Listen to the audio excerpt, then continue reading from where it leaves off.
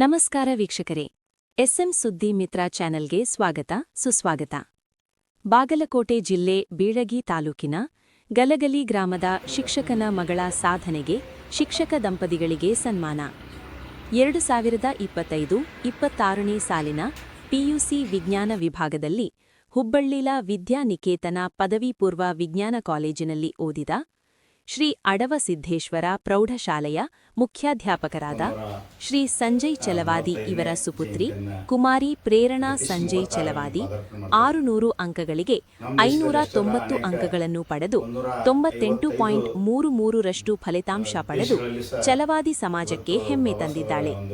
ಸಮಾಜದ ಮುಖಂಡರಾದ ಶ್ರೀ ಸಂತೋಷ್ ತಳಕೇರಿ, ತಾಲೂಕಾಧ್ಯಕ್ಷರು, ಕನ್ನಡ ಸಾಹಿತ್ಯ ಪರಿಷತ್, ಶಿಕ್ಷಕರಾದ ಶ್ರೀ ಅಪ್ಪಾಸಾಬ್ ಹೊಸಮನಿ, ಶ್ರೀ ತಮ್ಮಣ್ಣ ನಾಗರಾಳ, ಶ್ರೀ ಜಗದೀಶ್ ಕಾಂಬ್ಳೆ, ಶ್ರೀಶೈಲಾ ಚಲವಾದಿ, ಶ್ರೀ ಅರವಿಂದ್ ನವಣಿ ಹಾಗೂ ವಾಯುವ್ಯ ಸಾರಿಗೆ ನೌಕರರಾದ ಶ್ರೀ ಪ್ರಭು ಬಿದರಿ ಮತ್ತು ಶ್ರೀ ಮಹದೇವ ಪೋತರಾಜ ಶಿಕ್ಷಕ ದಂಪತಿಗಳಿಗೆ ಸನ್ಮಾನ ಮಾಡಿದರು. ತಂದೆಯಾದ ಶ್ರೀ ಸಂಜಯ್ ಚಲವಾದಿ ಸಮಾಜದ ಎಲ್ಲಾ ವಿದ್ಯಾರ್ಥಿನಿಯರು ಮಗಳ ಹಾಗೆ ಹೆಚ್ಚಿನ ಶ್ರದ್ಧೆ, ಶಿಸ್ತು ಮತ್ತು ಏಕಾಗ್ರತೆಯಿಂದ ಅಧ್ಯಯನ ಮಾಡಿ ಉತ್ತಮ ಫಲಿತಾಂಶವನ್ನು ಪಡೆಯಬೇಕೆಂದು ಅಭಿಪ್ರಾಯ ವ್ಯಕ್ತಪಡಿಸಿದರು. ಶ್ರೀ ಸಂತೋಷ್ ತಳಕೇರಿ, ಕುಮಾರಿ ಪ್ರೇರಣಾ ಸಮಾಜಕ್ಕೆ ಪ್ರೇರಣೆಯಾಗಲಿ ಮತ್ತು ಮುಂದಿನ ವಿದ್ಯಾಭ್ಯಾಸಕ್ಕಾಗಿ ಸಮಾಜದ ಸಹಾಯ ಹಸ್ತ ಇದೆ ಎಂದು ಭರವಸೆ ನೀಡಿದರು. ಶ್ರೀ ಪ್ರಭು ಬಿದರಿ, ಪ್ರೇರಣಾ ಉತ್ತಮ ಅಂಕಗಳನ್ನು ಪಡೆಯುವ ಮೂಲಕ ಅಂಬೇಡ್ಕರ್ ಅವರ ಕನಸನ್ನು ನನಸು ಮಾಡಿದ್ದಾಳೆ ಎಂದು ಅಂದ್ರೆ ನಮ್ಮದು ಟ್ರಸ್ಟ್ ಇದೆ, ಒಂದು ಸೋತತ್ವ. ಆ ಎಲ್ಲ ನಮ್ಮ ಸದಸ್ಯರು ಅವರಿಗೆ ನಾವು ತುಂಬ ಹೃದಯದ ಚಿರುಣಿಯಾಗಿರ್ತೀವಿ. ಯಾಕಂದ್ರೆ ಈಗಾಗಲೇ ನಮ್ಮ ಅಧ್ಯಕ್ಷರು ಸಂತೋಷ್ ತಳಕೇರಿ ಹೇಳ್ದಂಗೆ ಇಂಥ ವಿದ್ಯಾರ್ಥಿಗಳು ನಮ್ಮ ಸಮಾಜದಲ್ಲಿ ಎಲ್ಲೋ ಒಂದು ಸಿಗ್ತಿರಿ, ಬೆಳವಣಿಗೆ ಆಗ್ತಿರೋದು. ಆ ಬೆಳವಣಿಗೆ ಆಗ್ತಕ್ಕಂಥ ವಿದ್ಯಾರ್ಥಿಗಳನ್ನು ನಾವು ಪತ್ರಿಕಾ ಮಾಧ್ಯಮ ಮೂಲಕ ಆಗಲಿ, ಯಾವುದೇ ಒಂದು ಮೀಡಿಯಾ ಆಗಲಿ, ಅದ್ರ ಮುಖಾಂತರ ನಾವು ಏನು ಮಾಡಬೇಕು, ಬೆಳಕಿಗೆ ಬರೋದಕ್ಕೆ ಸಾಧ್ಯತೆ ಇದೆ. ನಾವು ಎಲೆಮರೆ ಕಾಯಂತೆ ಒಂದು ಕಡೆ ಇದ್ದಾಗ ಎಲ್ಲೋ ಇಟ್ಕೊಂಡು ಅಷ್ಟೇ ಸೀಮಿತ ಆಗಿರೋದ ಅಲ್ಲದೆ ನಾವೇನು ಮಾಡಬೇಕು, ಇಂಥ ಒಂದು ಸಂದರ್ಭದಲ್ಲಿ ಅವರಿಗೆ ಸನ್ಮಾನ ಮಾಡೋದಾಗಲಿ, ಅವ್ರಿಗೆ ಒಂದು ಏನಾದರೂ ಪ್ರೇರಣೆ ಕೊಡೋದಾಗಲಿ ಮಾಡಿದಂದ್ರೆ ಅವರಲ್ಲಿ ಏನಾಗೈತೆ, ಸ್ವಲ್ಪ ಏನಾದರೂ ಚೈತನ್ಯ ಮೂಡ್ತೈತಿ. ಚೈತನ್ಯ ಮೂಡಿದ ನಂತರ ನಮ್ಮ ಸಮಾಜದ ಜನ ನಮ್ಮ ಜೊತೆಗೆ ಬೆಂಬಲ ಅದಾರಲ್ಲ, ನನಗಿಷ್ಟೆಲ್ಲ ಬಳಗೈತಿಲ್ಲ, ನನಗಿಷ್ಟೆಲ್ಲ ನಮ್ಮ ಸಮಾಜದವರು ನನಗೆ ಪ್ರೇರಣೆ ಕೊಡ್ತಾರಲ್ಲ ಅಂತಕ್ಕಂಥದ್ದನ್ನು ಆ ಮಗುವಿನಲ್ಲಿ ಒಂದು ಉತ್ಸಾಹ ಬೆಳಿತೈತಿ. ಅವಾಗ ಏನಾಗೈತೆ, ಮತ್ತು ಮುಂದೆ ಒಂದು ಸ್ಟೆಪ್ ಮುಂದೆ ಹೋಗ್ಲಿಕ್ಕೆ ಸಾಧ್ಯ ಐತಿ. ಅದಕ್ಕಾಗಿ ಅವಳು IIT ಆಗಲಿ ಅಥವಾ ಮೆಡಿಕಲ್ ಆಗಲಿ, ಮೆಡಿಕಲ್ ಸ್ವಲ್ಪ ದಿವಸ ಭಾಳ ಆಗೈತಿ, ಬೇಡ ಅವಳು IIT ಒಳಗೆ ಹಾಕಿರಿಂದ ಏನಾದರೂ IAS ಅಥವಾ IPS ಹುದ್ದೆ ಒಳಗೆ ಬರಲಿಕ್ಕೆ ಸಾಧ್ಯ ಐತಿ. ಈಗಿನ ದಿನಮಾನಗಳಲ್ಲಿ ನಾವು ಎಷ್ಟು IAS ಹುದ್ದೆ ಒಳಗೆ ಹೋಗ್ತಂದ್ರೆ ಅಷ್ಟು ಗೌರವ ಐತೆ ಆ ಹುದ್ದೆಗೆ. ಅಲ್ಲಿ ಹೋಗಿ ನೋಡ್ಬೇಕು, ನೀವು ಬೆಂಗಳೂರಾಗ ನಾವೇ ಕೈ ಕಟ್ಕೊಂಡು ನಿಂದಿರ್ತೀವಿ. ಅಷ್ಟು ದೊಡ್ಡದಂಥ ಹುದ್ದೆಯನ್ನು ಒಂದು ಅಲಂಕಾರ ಮಾಡಿದ್ರೆ ಪ್ರಯತ್ನದಿಂದ, ತಾಯಿ ತಂದೆ ಆಶೀರ್ವಾದದಿಂದ, ಅವರ ಅಜ್ಜ ಮುತ್ತೈದರ ಆಶೀರ್ವಾದದಿಂದ, ಡಾಕ್ಟರ್ ಬಾಬಾ ಸಾಹೇಬ್ ಅಂಬೇಡ್ಕರ್ ಹಾಕಿಕೊಟ್ಟಂಥ ಒಂದು ಸಂವಿಧಾನದ ಅಡಿಯಲ್ಲಿ ಅವಳು ಏನಾದರೂ ಒಂದಿಷ್ಟು ಓದಿ ತನ್ನ ಭವಿಷ್ಯವನ್ನು ರೂಪಿಸಿಕೊಳ್ಳಿ ಅಂತಕ್ಕಂಥ ಈ ಸಂದರ್ಭದಲ್ಲಿ ನಾನು ಹೇಳ್ತಾ ಇದ್ದೀನಿ. ಅದಕ್ಕಾಗಿ ಬುದ್ಧ ಬಸವ ಅಂಬೇಡ್ಕರ್ ಅವರ ಒಂದು ಮಾರ್ಗದರ್ಶನದಲ್ಲಿ ನಡೀಲಿ, ಅವರ ತಾಯಿ ತಂದೆ ಆಶೀರ್ವಾದ ಮಾರ್ಗದರ್ಶನದಲ್ಲಿ ಮುಂದುವರಿಲಿ ಅಂತಕ್ಕಂಥದ್ದನ್ನು ನಾನು ಅವಳಿಗೆ ಇನ್ನೊಂದು ಸಲ ಹಾರೈಸಿ, ಅವರ ತಾಯಿ ತಂದೆಗೂ ಸಹ ನಾವು ಮಕ್ಕಳ ಯಾವುದೇ ರೀತಿ ಶಾಲೆಯನ್ನು ಬಿಡಿಸಲಾರದೆ ಅವಳಿಗೆ ಏನಾದರೂ ಜಲ್ದಿ ಲಗ್ನ ಮಾಡಿಕೊಡೋದಾಗಲಿ, ದುಡ್ಡು ಕೇಳೋದಂಥ ಭಾವನೆಯನ್ನು ತೆಗೆದು ಮೊದಲು ತಲೆಗೆ ತೆಗಿಬೇಕು. ಅವಳು ತನ್ನ ಪೂರ್ತಿ ಕಾಲ ಮೇಲೆ ನಿಂತು ತಾನೇ ಒಂದು ಹುದ್ದೆಗೆ ಬರುತ್ತಾಗ ತಾವು ಪ್ರಯತ್ನ ಮಾಡಬೇಕು. ಅದಕ್ಕೆ ಏನಾದರೂ ನಮ್ಮದು ಟ್ರಸ್ಟಿಂದ ಏನಾದರೂ ಸಹಕಾರ ಬೇಕಾದ್ರೆ ನಾವು ಎಲ್ಲ ನಮ್ಮದು ಬಳಗದವ್ರನ್ನೆಲ್ಲ ಕೊಡ್ತೀವಿ. ಅದಕ್ಕಾಗಿ ತಮ್ಮ ಜೊತೆಗೆ ನಾವು ಇರ್ತೀವಿ ಅಂತಕ್ಕಂಥ ಮಾತನ್ನು ಈ ಸಂದರ್ಭದಲ್ಲಿ ಹೇಳಿ ನನ್ನ ಮಾತಿಗೆ ವಿರಾಮ ಹೇಳ್ತಾನೆ. ಅವಕಾಶ ಮಾಡಿಕೊಟ್ಟು ತಮ್ಮೆಲ್ಲ ಸರ್ ಅವರ ಸುಪುತ್ರಿ ಈ PUC ಸೆಕೆಂಡ್ ಇಯರ್ನಲ್ಲಿ 592 ಮಾರ್ಕ್ಸ್ಗಳನ್ನು ತೆಗೆದುಕೊಂಡು ಒಂದು 590 ಅಂಕಗಳನ್ನು ತಗೊಂಡು ಒಂದು ನಮ್ಮ ಸಮಾಜದ ಒಂದು ಕೀರ್ತಿಯನ್ನು ಮೇಲಕ್ಕೆ ಏರಿಸಿದ್ದಾರೆ. ಡಾಕ್ಟರ್ ಬಾಬಾ ಸಾಹೇಬ್ ಅಂಬೇಡ್ಕರ್ ಅವರು ಹೇಳ್ತಾ ಇರ್ತಾರೆ, education is most powerful of weapons ಅಂತ ಹೇಳ್ತಾರೆ. ಆ ಬಾಬಾ ಸಾಹೇಬರ ಒಂದು ಜ್ಞಾನದ ಕಿಡಿಯನ್ನು ನಮ್ಮ ಸಂಜಯ್ ಸರ್ ಅವರ ಮಗಳು ಒಂದು ಜ್ಞಾನದ ಒಂದು ಕುಡಿಯನ್ನು ಅವರು ಮೇಲಕ್ಕೆ ಎತ್ತಿದ್ದಾರೆ ಅಂತ ಹೇಳ್ತೀನಿ ನಾನು.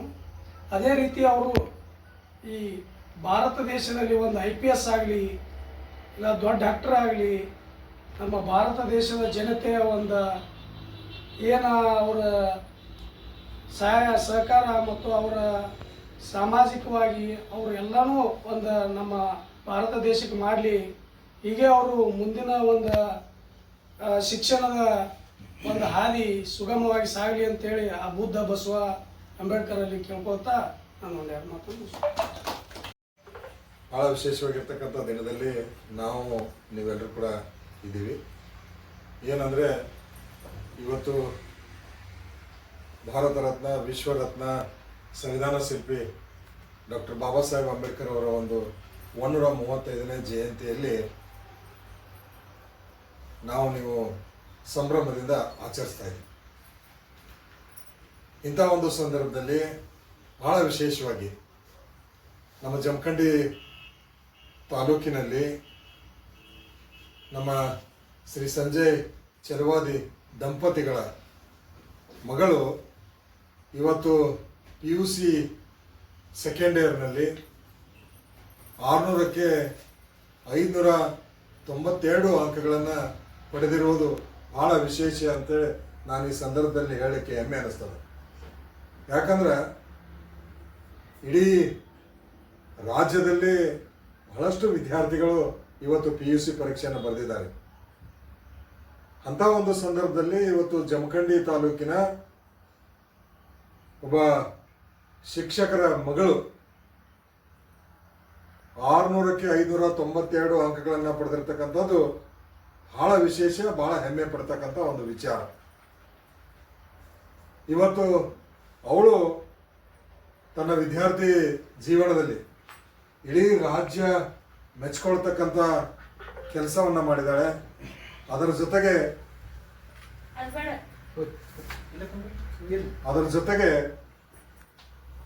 ಆ ವಿದ್ಯಾರ್ಥಿ ತನ್ನ ಸಾಧನೆಯಲ್ಲಿ ಅಂಕಗಳನ್ನು ಗಳಿಸುವುದೇ ಮುಖ್ಯವಲ್ಲ, ಜೊತೆಗೆ ತನ್ನ ಪರಿಶ್ರಮ ಮತ್ತು ತನ್ನ ಮನೋಬಲದ ಪ್ರತೀಕವಾಗಿ ವೈಯಕ್ತಿಕ ಗೆಲುವನ್ನು ಸಾಧಿಸುವುದರ ಜೊತೆಗೆ ನಮ್ಮ ಜಮಖಂಡಿಯ ಬಾಗಲಕೋಟೆ ಜಿಲ್ಲೆಯ ಒಂದು ಹೆಮ್ಮೆಯನ್ನು ತಂದಿರತಕ್ಕಂಥದ್ದು ಈ ಸಂದರ್ಭದಲ್ಲಿ ಹೇಳಲಿಕ್ಕೆ ನನಗೂ ಕೂಡ ಹೆಮ್ಮೆ ಅನ್ನಿಸ್ತದೆ. ಹಾಗಾಗಿ ನಾವು ಇವತ್ತಿನ ದಿನದಲ್ಲಿ ನಮ್ಮ ಬಸವ ಟ್ರಸ್ಟ್ ವತಿಯಿಂದ ಇವತ್ತು ಏನು ಆ ವಿದ್ಯಾರ್ಥಿಯ ಪಾಲಕರು ಇದ್ದಾರೆ, ಮಗಳು ನೀಟ್ ಪರೀಕ್ಷೆ ಬರೀಲಿಕ್ಕೆ ಇನ್ನೂ ಕೂಡ ಅಧ್ಯಯನದಲ್ಲಿರುವುದರಿಂದ ನಾವು ಅವರಿಗೆ ಗೌರವವನ್ನು ಸಲ್ಲಿಸಬೇಕು. ಈ ಸಾಧನೆಯ ಕೀರ್ತಿಯನ್ನು ನಾವು ಅವರಿಗೆ ಗೌರವವನ್ನು ಸಲ್ಲಿಸುವುದರ ಮೂಲಕ ಇಡೀ ನಮ್ಮ ಜಮಖಂಡಿಗೆ, ಬಾಗಲಕೋಟೆ ಜಿಲ್ಲೆಗೆ ಒಂದು ಸಂದೇಶವನ್ನು ರವಾನೆ ಮಾಡಬೇಕು. ಜೊತೆಗೆ ವಿದ್ಯಾರ್ಥಿಗಳ ಜೀವನದಲ್ಲಿ ತಾವು ಕೂಡ ಇಂಥ ಒಂದು ಸಾಧನೆ ಮಾಡುವಂಥ ಒಂದು ವಿಚಾರವನ್ನು ಮುಂದೆ ಬರ್ತಕ್ಕಂಥ ವಿದ್ಯಾರ್ಥಿಗಳಿಗೂ ಕೂಡ ತಿಳಿಸಬೇಕು ಅನ್ನುವಂಥ ಉದ್ದೇಶ ಇಟ್ಟುಕೊಂಡು ಇವತ್ತು ನಾವು ಆ ಒಂದು ಪಾಲಕರಿಗೆ, ದಂಪತಿಗಳಿಗೆ ಸನ್ಮಾನವನ್ನು ನೆರವೇರಿಸಲಿಕ್ಕೆ ಇವತ್ತು ನಾವು ಆಗಮಿಸಿದ್ದೀವಿ. ಹಾಗಾಗಿ ಇಂಥ ಒಂದು ಸಂದರ್ಭದಲ್ಲಿ ಎಲ್ಲ ನಮ್ಮ ಬಸವ ಟ್ರಸ್ಟ್ ಸಮಿತಿಯ ಸದಸ್ಯರು ಕೂಡ ಗೌರವಯುತವಾಗಿ ಇವತ್ತು ಹಾಜರಾಗಿದ್ದಾರೆ. ಇಲ್ಲಿ ಒಂದೇ ನಾನು ವಿಷಯ ಹೇಳಲಿಕ್ಕೆ ಬಯಸ್ತಿದ್ದೀನಿ. ಯಾಕಂದರೆ ಇಂಥ ಒಂದು ಸಂದರ್ಭ ನಾವೆಲ್ಲ ನೆನಪಿಸಿಕೊಂಡ್ರೆ ಇದು ಅವಳು ಮಾಡಿರ್ತಕ್ಕಂಥ ಪ್ರಯತ್ನ ಆಗಿರ್ಬೋದು, ಕಠಿಣ ಪರಿಶ್ರಮ ಆಗಿರ್ಬೋದು, ಅದೆಲ್ಲ ಇವತ್ತು ಈ ಒಂದು ಸಾಧನೆಗೆ ಸಾಧ್ಯವಾಗಿದೆ ಅಂತೇಳಿ ನಾನು ಈ ಸಂದರ್ಭದಲ್ಲಿ ಹೇಳಲಿಕ್ಕೆ ಭಾಳ ಹೆಮ್ಮೆ ಅನ್ನಿಸ್ತದೆ. ಹಾಗಾಗಿ ಅವಳಲ್ಲಿರ್ತಕ್ಕಂಥ ಶಿಸ್ತಾಗಿರ್ಬೋದು, ಪರಿಶ್ರಮ ಆಗಿರ್ಬೋದು, ಅವಳಲ್ಲಿರ್ತಕ್ಕಂಥ ನಿಷ್ಠೆ ಆಗಿರ್ಬೋದು, ಇವುಗಳನ್ನ ರೂಢಿಸ್ಕೊಂಡು ಇವತ್ತು ಇಂಥ ಒಂದು ಸಾಧನೆ ಮಾಡಿದಾಳೆ ಅಂಥೇಳಿ ನಾನು ಈ ಸಂದರ್ಭದಲ್ಲಿ ಹೆಮ್ಮೆಯಿಂದ ಹೇಳ್ತೀನಿ. ಹಾಗಾಗಿ ಮುಂದಿನ ಒಂದು ಜೀವಮಾನದಲ್ಲಿ ಅವಳು ಇಂಥ ಒಂದು ಸಾಧನೆಯನ್ನು ಮುಂದುವರಿಸಿ ಇಡೀ ನಮ್ಮ ಭಾರತ ದೇಶಕ್ಕೆ ಒಂದು ದೊಡ್ಡ ಕೊಡುಗೆಯನ್ನು ಮಾಡೋದ್ರ ಮೂಲಕ ಏನಪ್ಪಾ ಅಂದರೆ IAS, IPS ಮಾಡಿ ಸಾಮಾಜಿಕ ಕ್ಷೇತ್ರದಲ್ಲಿ ಬಹುದೊಡ್ಡ ಸಾಧನೆಯನ್ನು ಮಾಡಲಿ ಅಂತೇಳಿ ನಾವೆಲ್ಲರೂ ಕೂಡ ಆಶಾಭಾವನೆಯನ್ನು ಈ ಸಂದರ್ಭದಲ್ಲಿ ವ್ಯಕ್ತಪಡಿಸಿ ಮತ್ತೊಮ್ಮೆ ನಾನು ಏನು ಚೆಲವಾದಿ ದಂಪತಿಗಳಿಗೆ ಈ ಒಂದು ಸಂದರ್ಭದಲ್ಲಿ ಅಭಿನಂದನೆಗಳನ್ನು ಸಲ್ಲಿಸುವುದರ ಮೂಲಕ ನಾವು ಸನ್ಮಾನವನ್ನು ನೆರವೇರಿಸಿ ಗೌರವವನ್ನು ಈ ಸಂದರ್ಭದಲ್ಲಿ ನೀಡ್ತಾ ಇದ್ದೀವಿ. ಈ ಸಂದರ್ಭದಲ್ಲಿ ಬಹಳ ವಿಶೇಷವಾಗಿ ಯಾಕಂದ್ರೆ ಇವತ್ತು ಕಾರ್ಯಕ್ರಮಗಳು ಭಾಳ ಅದಾವ. ನಮ್ಮ ಪತ್ರಿಕಾ ಬಳಗದವರು ನಮಗಿಲ್ಲಿ 3 ಮಂದಿ ಅಧ್ಯಕ್ಷರು ಬಂದ, ಅವರು ತಮ್ಮ ಸಮಯವನ್ನ ಬೇರೆ ಕಡೆ ಬದಿಗಿಡಬಾರದು, ಇಂಥ ಒಂದು ಸಂದರ್ಭದಲ್ಲಿ ನಾವು ಕೂಡ ಅನಿ ಆಗ್ಬೇಕನ್ನುವಂಥ ವಿಚಾರ ಇಟ್ಟುಕೊಂಡು ಬಹಳ ವಿಶೇಷವಾಗಿ ಗೌರವಯುತವಾಗಿ ಫೋನ್ ಹಚ್ಚಿದ ತಕ್ಷಣ 2 ನಿಮಿಷನಾಗ ಇಲ್ಲದಾರ.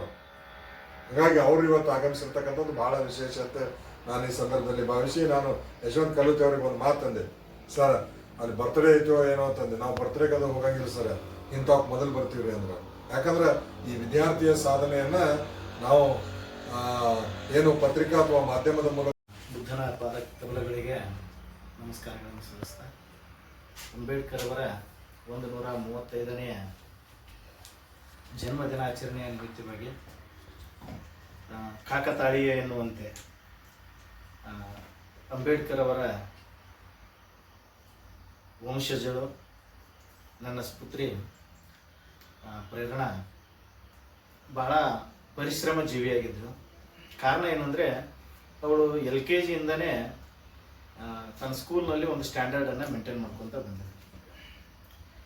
LKGಯಿಂದ 10ನೇ ತರಗತಿವರೆಗೆ ಇಂಡಿಯಾದ ಸ್ಕೂಲ್ನಲ್ಲಿ ಫಸ್ಟು, ಮುಂದೆ PUCನಲ್ಲಿನೂ ಕೂಡ 97% ಅಂಕಗಳನ್ನು ಪಡೆದಿದ್ದರು.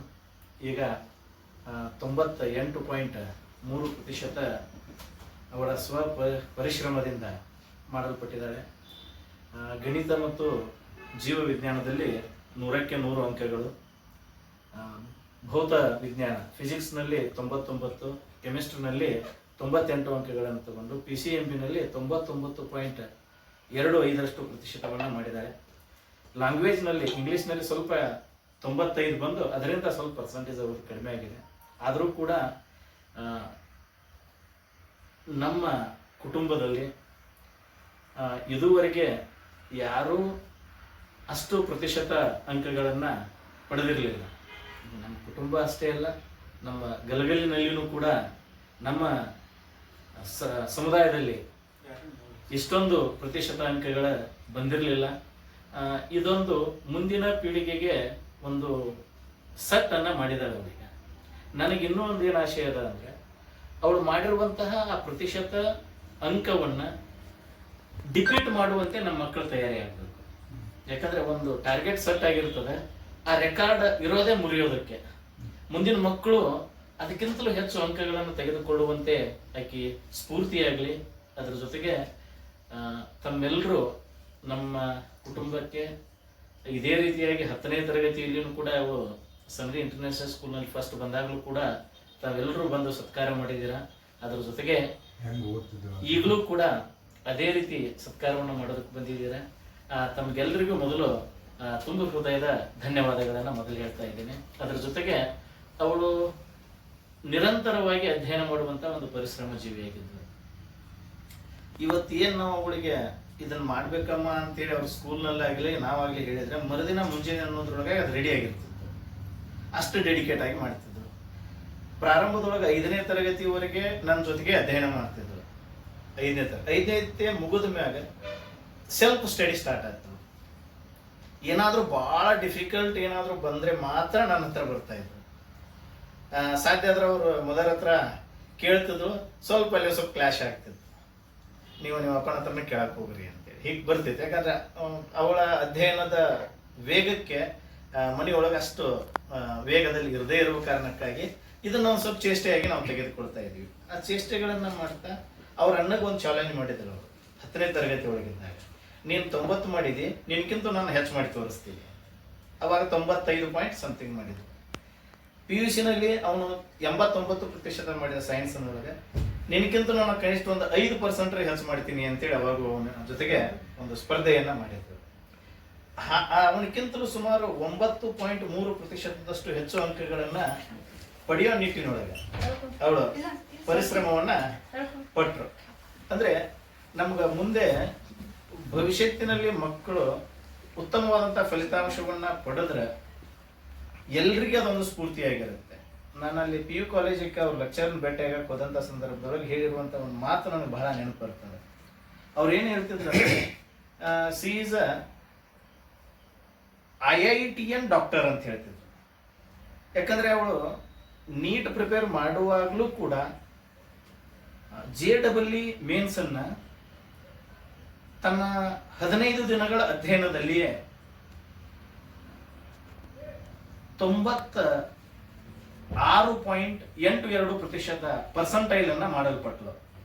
ಅಲ್ಲಿನೂ ಕೂಡ ಫಿಸಿಕ್ಸ್ ನಲ್ಲಿ 97+ ಇದೆ, ಕೆಮಿಸ್ಟ್ರಿನಲ್ಲಿ 95+ ಇದೆ.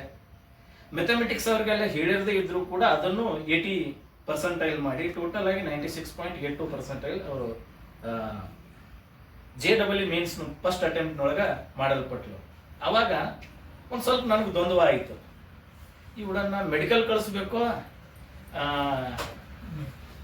NIT ಸೂರತ್ಕಲ್ ಅವರಿಗೆ ನಾನು ಪ್ರಿಡಿಕ್ಟ್ ಅದ್ರೊಳಗೆ ನೋಡಿದಾಗ NIT ಸೂರತ್ಕಲ್ಲು ಆಮೇಲೆ ತಿರುಚಿ ಎರಡರೊಳಗೂ ಆಕೆಗೆ top 2 college of our nation ಅವು ಎರಡು, ನ್ಯಾಷನಲ್ ಇನ್ಸ್ಟಿಟ್ಯೂಟ್ ಆಫ್ ಟೆಕ್ನಾಲಜಿ ಅಲ್ಲಿ ಸಿಗುವಂಗಿತ್ತು. ಆದರೂ ಅವಳಿಗೊಂದು ಆಸೆ ಇತ್ತು ನನ್ನ ಬಗ್ಗೆ, ಏನಂದ್ರೆ ಪಪ್ಪ ನಿನಗಾಗಿ ನಾನು ಮೆಡಿಕಲ್ ಮಾಡ್ತೀನಿ, ಅದು ಮುಗಿದ ಮೇಲೆ ನಾನು ಓದೋದಕ್ಕೆ ನೀನು ಯಾವುದೇ ಅಡೆತಡೆಯನ್ನ ಮಾಡಬಾರ್ದು. ಅಂದ್ರೆ ಅವಳದು ಮೇನ್ ಥೀಮ್ ಏನಿದೆ, IAS ಸೋಷಿಯಲ್ ಸರ್ವಿಸ್ನಲ್ಲಿನೇ ಅವಳು ಹೋಗಬೇಕು ಅಂತೇಳಿ ಪರಿಶ್ರಮ ಪಡ್ತಾ ಇದ್ದಾಳೆ. ಅದಕ್ಕೆ ಸಂಪೂರ್ಣವಾಗಿ ನಾನು ಒಂದು ಶಿಕ್ಷಕ ವೃತ್ತಿಯಲ್ಲಿ ಇದ್ಕೊಂಡು ಅವಳಿಗೆ ಅವಳ ಅಸೆಟ್ ಅನ್ನ, ಅಂದ್ರೆ ಅವಳ ಟಾರ್ಗೆಟ್ ಅನ್ನ, ಗೋಲನ್ನ ಮುಟ್ಟೋವರೆಗೆ ಆಕೆಗೆ ಯಾವುದೇ ರೀತಿ ಡಿಸ್ಟರ್ಬೆನ್ಸ್ ನಾನು ಮಾಡಲ್ಲ. ಅದರ ಜೊತೆಗೆ ಸಾಮಾಜಿಕ ಸೇವೆಯನ್ನ ಮಾಡುವ ನಿಟ್ಟಿನೊಳಗೆ ಅವಳು ಹೋಗ್ಲಿ. ಅದರ ಜೊತೆಗೆ ಸಮುದಾಯವನ್ನ, ಅಂದ್ರೆ ಬ್ಯಾಕ್ ಟು ಸೊಸೈಟಿ, ಸಮುದಾಯವನ್ನ ಪ್ರೀತಿಸುವಂತಹ ಒಂದು ಪರಿಕಲ್ಪನೆ ಅವಳಿಗೆ ಬರಲಿ.